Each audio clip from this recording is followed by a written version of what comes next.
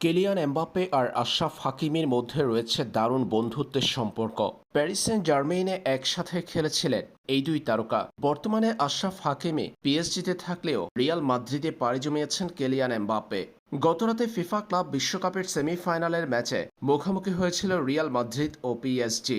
আর সেই ম্যাচে দেখা আশরাফ হাকিমি ও কিলিয়ান এমবাপ্পের মাঠে বেশ কয়েকটি দৃশ্য ভাইরাল হয়েছে সামাজিক যোগাযোগ মাধ্যমে, যেগুলোতে দেখা যায় বল দখলের চেষ্টায় আশরাফ হাকিমের সঙ্গে পরাস্ত হয়েছেন কিলিয়ান এমবাপ্পে।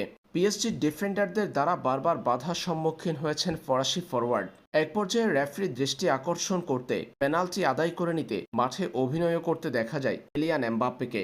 এই বিষয় নিয়ে আশরাফ হাকিমি হাসলেন এমবাপ্পের সঙ্গে। পড়ে যাওয়া এমবাপ্পেকে উঠে দাঁড়াতে অনুরোধ করতেও দেখা গেছে আশরাফ হাকিমিকে। যে দৃশ্য সামাজিক যোগাযোগ মাধ্যমে ভাইরাল হওয়ার পর হাসি ঠাট্টা করছে ফুটবল ভক্তরা। এদিন এমবাপ্পে যেমন পিএসজির রক্ষণে আটকে গেলেন, একইভাবে ব্যর্থতার পরিচয় দিয়েছেন ব্রাজিলিয়ান তারকা ভিনিসিয়াস জুনিয়রও। পিএসজির ব্রাজিলিয়ান ডিফেন্ডার মার্কিনিউসের কাছে পরাস্ত হয়ে যেন মাঠেই রেফারির দৃষ্টি আকর্ষণ করলেন ব্রাজিলিয়ান তারকা ভিনিসিয়াস জুনিয়র।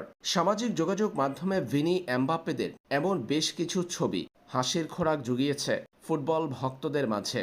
পিএসজির বিপক্ষে ৪-০ গোলে পরাজিত হয়ে টুর্নামেন্ট থেকে ছিটকে পড়ার পর রিয়ালের আক্রমণ ও রক্ষণ নিয়ে সমালোচনা করছে ভক্তরা।